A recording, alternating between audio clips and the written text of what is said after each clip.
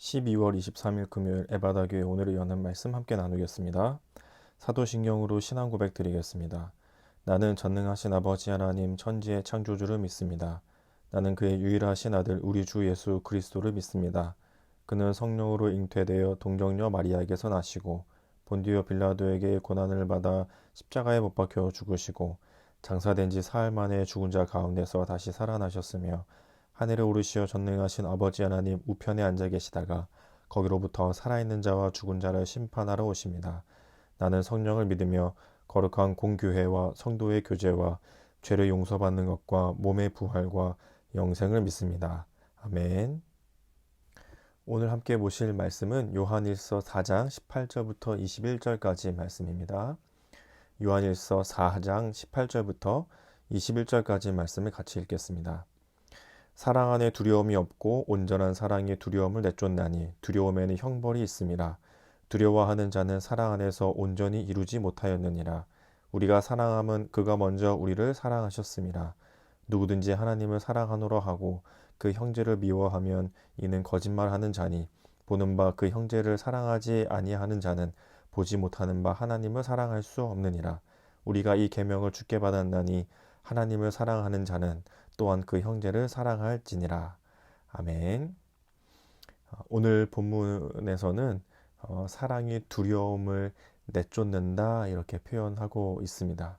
18절에서 사랑 안에 두려움이 없고 온전한 사랑이 두려움을 내쫓나니, 왜 두려웠는지, 뭐가 두려웠는지는 그 앞선 구절을 보면 알 수 있는데요. 17절에 보시면 이로써 사랑이 우리에게 온전히 이루어진 것은 우리로 심판날에 담대함을 가지게 하려 함이니 주께서 그러하심과 같이 우리도 이 세상에서 그러하니라 하면서, 심판날, 예수님께서 이 땅에 오셔서 심판하시는 날, 혹은 우리가 죽어서 이제 하나님 앞에 서게 될 때에 그 심판에 대한 두려움, 심판에 대한 그 두려운 마음이 사람들에게 있는데 사랑이 그것을 내어 쫓는다. 왜 심판날이 왜 하나님 앞에 서는 게 두렵고 왜 예수님의 심판이 두려울까요? 18절 뒷부분에서는 두려움에는 형벌이 있기 때문이다 라고 말씀하고 있습니다. 왜 우리가 하나님께 심판을 받는 것, 왜 우리가 예수님께서 이 땅에 다시 오실 때에 우리가 심판을 두려워하게 되죠? 바로 형벌이 있기 때문이죠. 벌에 따른 형벌, 이 벌을 지었기 때문에 그로 받게 되는 죄의 대가. 우리도 뭐 법정에서 뭐 사기죄, 뭐 살인죄, 뭐 이러저러한 죄를 짓게 되면은 뭐 감옥에 가기도 하고 벌금을 내기도 하고 이런 이제 형벌을 치르게 되잖아요. 마찬가지로 하나님께서 하나님 앞에 설 때, 예수님 앞에 설 때에 우리가 지은 죄에 대한 대가로 형벌을 치루어야 될 것이 있기 때문에 사람에게는 두려운 마음이 있죠. 이것은 고통스럽고 때로는 고난스럽기도 하고 때로는 우리를 괴롭고 힘들게 하는 일이 되기도 하기 때문에 우리는 두려움을 가지고 있는데, 무엇이 이 두려움을 내쫓을 수 있냐면 바로 하나님의 사랑이 그것을 내쫓을 수 있는 거죠. 예를 들어 컵 안에 먼지 같은 것이 막 쌓여 있는데 컵에 깨끗한 물을 계속 부으면 어떻게 되나요? 먼지들이 점점 물 밖으로, 이렇게 물 위로 떠오르면서 컵 밖으로 벗어나게 되잖아요.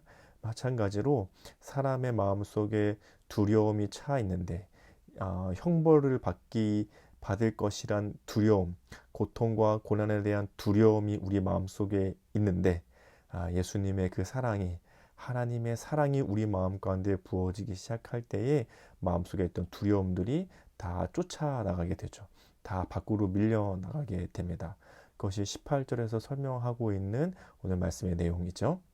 그럼 어떻게 그렇게 하나님께서 우리 마음속에 두려움을 이길 수 있는 사랑을 주셨나요? 그것이 바로 예수님의 희생이었죠. 십자가에서 죽으신 그 사랑. 예수님의 그 사랑, 하나님의 사랑은 그저 감정적인 위로에서만 그치는 것이 아닙니다. 잘했다, 힘내라, 사랑한다, 내가 도와줄게, 이런 정도 감정을 사랑하는 정도에서 끝나시는 것이 아니라 실제로 그 두려움을 해결할 수 있는 유익, 실제로 그 두려움, 형벌에서부터 오는 두려움을 이길 수 있는 구체적이고도 실제적으로 우리 삶에 유익이 있는 사랑을 보여주셨죠. 그래서 십자가가 필요했습니다. 십자가는 그냥 죄로 죽을 수밖에 없는 우리를 용서해 줄게, 사랑해 줄게 해서 끝나는 것이 아니라 죄에 대한 대가, 죽음을 치러야 없어지는 것이었기 때문에 그것을 예수님께서 십자가에서 하셨고, 실제로 우리 대신 십자가에서 죽음이라는 대가를 치르셨고, 그렇기 때문에 우리가 그 예수님의 십자가에서 죽으신 대가로 말미암아 형벌을 받지 않아도 되는 삶을 살게 된 거죠. 그러니까 그로 인해 우리에게서 두려움이 쫓아날 수 있게 되었던 것입니다. 그것이 17절에서 말하고 있는 사랑의 가치, 사랑의 핵심이죠.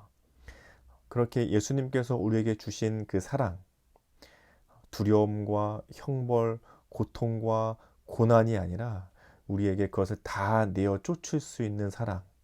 그래서 그것에 반대되는 개념이라 하면은 아마 은혜와 평강, 기쁨, 이러한 가치들이겠죠. 우리에게 고통과 고난과 괴로움과 형벌로 인한 두려움을 내쫓고 은혜와 평강과 사랑이 가득한 삶으로 우리 마음을 가득 채워 주시게 된 거죠. 그리고 뒤이어서 그렇게 하는 사랑을 누구에게도 하라고 말씀하시냐면 형제에게도 그렇게 하라고 말씀하시는 거죠.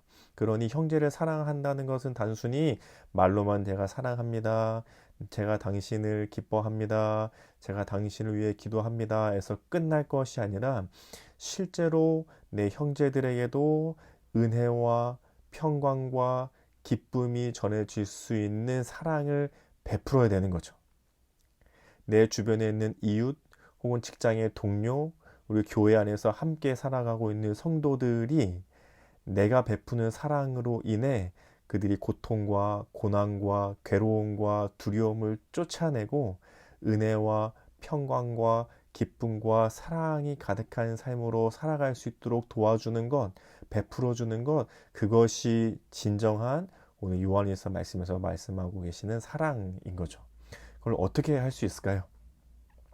어떻게 그렇게 은혜와 평강과 기쁨을 나누는 삶을 살 수 있을까요? 첫 번째로는 아마 직접적으로 그렇게 도울 수 있을 겁니다. 예를 들어 말로 전하는 거죠. 내가 당신이 잘 될 수 있게 정말 기도하겠습니다. 위로합니다. 격려합니다. 사랑합니다. 혹은 정말 필요한 것이 있을 때 도와줄 수도 있을 거예요. 때로는 돈으로도 도와줄 수 있을 거고, 때로는 시간을 내어줄 수도 있을 거고, 때로는 그 사람과 만날 수도 있을 거고, 때로는 그 사람이 뭔가 일손이 필요할 때 일손으로 도와줄 수도 있을 거고, 뭔가 베품이 필요할 때 베풀어주고, 때로는 반찬도 갖다 줄 수 있고, 때로는 밥도 한 끼 사줄 수 있고, 커피도 한 잔 같이 마실 수도 있고, 그 사람에게 직접적으로 베풀어 주는 일들을 통해 그 사람의 고통과 고난과 괴로운 일들이 벗어지고 은혜와 평강과 기쁨이 가득한 사랑으로 그 사람의 마음이 채워질 수 있을 겁니다.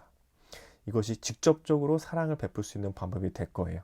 그리고 또 한 가지 방법이 있다면 내가 하는 일에 있어서 공의롭게 그리고 정의롭게 최선을 다해 일하는 겁니다. 왜냐하면 내 주변에 나도 그렇지만 내 주변의 형제들, 많은 사람들은 현대 사회 속에 많은 가치들 속에서 두려움을 느끼게 되거든요. 요즘 시대를 대표할 수 있는 게 뭐가 있나요? 첫 번째는 돈일 거예요. 자본주의. 돈이 많으면 뭔가 평안한 삶이 되는 것 같고, 돈이 없으면 가난하고 힘들게 살아야 되는 것과 같은 막연한 두려움이 우리 가운데 있죠. 때로는 외모 지상주의 이런 것도 있죠. 외모가 잘나고 잘생기고 예쁘고 혹은 젊어 보이고 마치 그렇게 되면은 그것이 좋은 삶이고 그렇지 않은 삶은 나쁜 삶인 것처럼 안 좋은 삶인 것처럼 생각하게 되기도 하고 이것이 TV나 뭐 인터넷 우리가 보는 매체들 속에 얼마나 많이 묻어 있어요. 예쁘고 잘생기고 눈에 보기에 좋은 것들이 우리 눈을 가득 채우게 되죠. 그것이 마치 좋은 가치인 것처럼 그것이 있으면 괜찮은 삶인 것처럼 우리에게 계속해서 얘기해 주는 거죠. 그런 돈 혹은 외모 지상주의는 꼭 연결돼서 성적인 것으로 나가기도 하죠.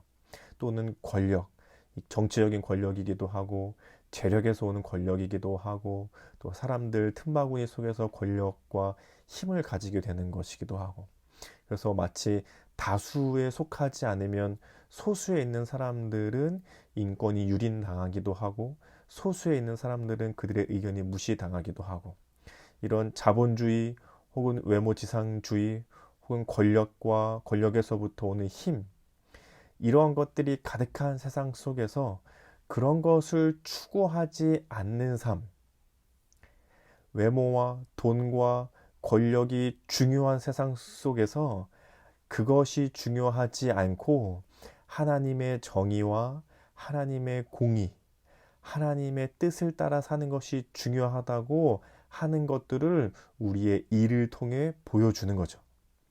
남들은 한 푼이라도 더 벌려고 하고 남들은 자기의 외모를 가꾸거나 자기의 삶을 살찌우려고 하고 남들은 힘을 가지고 권력을 키우려고 하는 것들을 위해 자신의 일을 하지만 우리는 돈보다 사람의 외모적인 것보다 혹은 어떤 권력과 힘보다 하나님의 정의, 하나님의 공의, 그래서 돈보다 공평함과 나눔의 삶으로 외모가 중요한 것보다 모든 사람이 하나님께서 만드신 아름다운 사람의 모습으로 바라보아주고 때로는 권력과 힘을 가지기보다 작고 또는 낮고 혹은 소수의 사람들에게 관심을 가지고 그들을 위해 일하는 모습 그러한 모습을 통해 우리는 우리의 형제와 우리의 이웃들에게 그래서 돈이 없고 외모가 외모지상주의에 부합하지 못하고 소수에 속해서 막연한 두려움에 떨고 있는 이들에게 하나님의 정의와 하나님의 공의대로 살아가는 우리의 모습을 통해 그것이 정답이 아닙니다. 돈과 외모와 권력이 정답이 아니라 하나님께서 주시는 은혜와 평강과 기쁨과 괴로움이 벗어난 아주 사랑의 삶이 이곳에 있습니다를 우리가 하는 일을 통해 보여줄 수 있죠. 직장에서 일을 하시고 회사에서 일을 하고 사업장에서 혹은 사람들을 만나며 혹은 혼자 있을 때 혹은 가정에서 무언가를 돌보실 때 각자 보여지고 또는 보여지지 않는 곳에서 나에게 주어진 일을 하는데 우리가 일을 하는 가장 중요한 이유는 돈도 아니고 나의 삶을 윤택하게 살찌우는 것도 아니고 권력과 힘을 얻기 위해서도 아니고 우리는 하나님의 정의와 하나님의 공의를 위해서 일합니다. 이것이 우리에게 형제들에게 보여질 때에 그런 것이 없어서 돈이 없고 힘이 없어서 두려움과 어려울 것 같은 마음의 괴로움을 느끼고 있는 그들에게 은혜와 평강과 기쁨과 사랑을 나눠 줄 수 있게 되죠. 이것이 형제를 사랑할 수 있는 두 번째 방법인 것 같습니다. 좀 길었는데요. 정리하면 첫 번째로는 직접적으로 도울 수 있을 거예요. 때로는 도와주기도 하고, 때로는 만나주기도 하고, 때로는 그 사람과 함께 시간을 보내주기도 하고. 두 번째로는 나에게 주어진 일을 성실하게, 정의롭게, 공의롭게 하는 겁니다. 남들은 돈과 명예와 힘이 중요하다고 해서 일하지만 우리는 그것을 위해서 일하는 것이 아니라 하나님의 정의와 공의를 위해 일합니다. 그것이 다른 사람들에게 보여지기 시작할 때에 꼭 돈과 명예와 힘이 없어도 하나님께서 주시는 은혜와 평강의 삶이 저기에 있구나를 우리의 일을 통해 다른 사람들이 보면서 하나님의 사랑을 느낄 수 있게 될 것입니다. 오늘 이것이 우리의 기도 제목이 되었으면 좋겠습니다. 그래서 함께 기도하실 때 이렇게 기도하면 좋겠는데요. 오늘 나에게 주어진 일을 정의롭고 공의롭게 일할 때 하나님의 사랑이 흘러 삶의 두려움과 고통이 있는 형제들에게 은혜와 평강으로 흘러가게 하소서. 이 말씀을 그대로 이 기도 제목 그대로 보여주신 분이 누구셨냐면 예수님이셨죠. 그래서 21절에서는 십자가에서 죽으신 예수님께서 우리에게 그 모습을 보여주셨다. 하나님께서 우리에게 그렇게 계명을 주셨다라고 말씀하고 있습니다. 그래서 오늘 이것을 기도 제목 삼아 함께 기도하시면 좋겠습니다. 그리고 우리 가정과 교회와 나라와 세계를 위해서는, 우리 가정을 위해서는 이웃을 돌아보며 집 주변을 살피며 사랑을 나누는 가정 되게 하소서. 우리 교회를 위해서는 하나님의 정의와 공의로운 삶을 살아가도록 돕는 교회 되게 하소서. 우리 나라와 세계를 위해서는 시대를 지배하는 많은 사상과 가치 속에서 결국은 승리할 하나님의 진리가 날로 확장되게 하소서. 이런 기도 제목으로 함께 기도해 주시면 좋겠습니다. 그리고 우리 공동체의 기도 제목으로 오늘 우리 천민영 청년의 기도 제목을 같이 기도하겠는데요. 개인의 기도 제목은 준비하고 있는 시험과 진로에 하나님이 함께 해주세요. 가정을 위해서는 가족이 서로 아끼고 사랑할 수 있도록 도와주세요. 삶의 현장을 위해서 집에서 준비하는 기간 동안 불안해하지 않고 우울하지 않고 새로운 일을 시작할 때 적응할 수 있도록 도와주세요. 교회를 위해서는 청년팀과 목사님이 함께 잘 성장할 수 있게 도와주세요. 사회나라 온 세계를 위해서는 전쟁이 없는 평화로운 나라가 되게 도와주세요. 한 해 동안 우리 천민영 청년의 삶에서 하나님께서 이루신 기도 제목들도 있는 것 같고요. 또 앞으로 이루어 가실 기도 제목들도 있는 것 같은데 함께 축복하는 마음으로 같이 기도해 주시면 좋겠습니다. 그리고 오늘 우리 한 주간 동안 함께 또 틈틈이 기도하고 있는 우리 예상구 집사님, 또 우리 배우진 집사님 가정의 아기 예하은 아기를 위해서도 계속해서 함께 기도해 주시면 좋겠습니다. 어제 아마 병원에서 이제 진료를 받았을 것이고 또 검사 결과가 나올 텐데 하나님께서 예하은 아이가 하나님의 돌보심 가운데 건강하게 잘 자랄 수 있도록 또 두 분 집사님께서 아이들 잘 품고 하나님의 마음으로 아이들을 잘 품고 돌볼 수 있도록 또 그 일을 통해 하나님께서 그 가정에 주시고자 하시는 은혜와 사랑으로 채워질 수 있도록 예한 아기와 또 집사님 가정을 위해서 같이 기도해 주시면 좋겠습니다. 그리고 이제 우리가 성탄절을 맞이하고 있는데요. 또 24일과 25일 앞두고 있는 우리 성탄절 동안 하나님 예수님께서 이 땅에 오신 아기 예수님을 기다리는 마음으로 남은 시간들을 잘 보낼 수 있도록 또 기쁨과 즐거움이 그 시간을 통해 우리 교회 가운데 또 우리 주변과 이웃과 사회와 나라 온 세계 나라 나누어질 수 있는 시간들로 함께 잘 준비되어져 가고 보낼 수 있게 성탄절을 준비하며 또 각자의 마음을 위해서도 같이 기도해 주시면 좋겠습니다. 우리 성도님들의 개인적인 기도 제목이 있으시면은 함께 기도해 주시고 또 각자의 기도 제목으로 기도하신 후에 이 시간을 마치도록 하겠습니다. 함께 기도하겠습니다.